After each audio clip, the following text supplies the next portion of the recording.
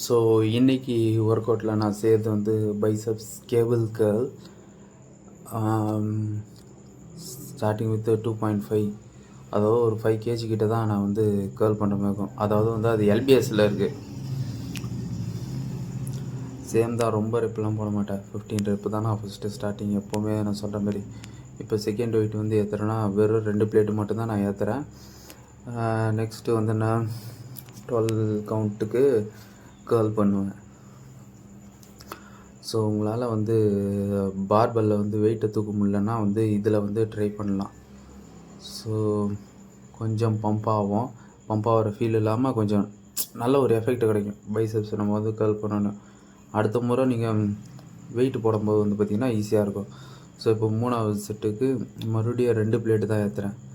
Almost ஒரு 6 plate இல்லைனா 7 plate அவ்வளோதான். அதுக்கு மேலே நானே போட மாட்டேன். ஸோ இப்போ வந்து 10 கவுண்ட்டு போடுறேன்னா அவ்வளோ தாங்க, முடிஞ்சிச்சு.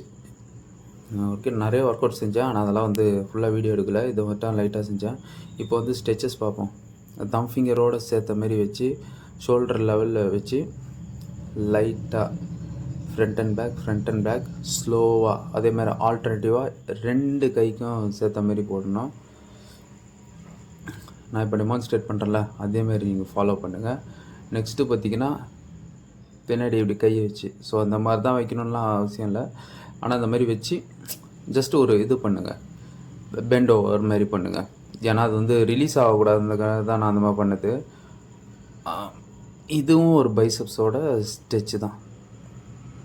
ஓவரால் இல்லைனாலும் ஓரளவுக்கு ஃபீல் இருக்கும்.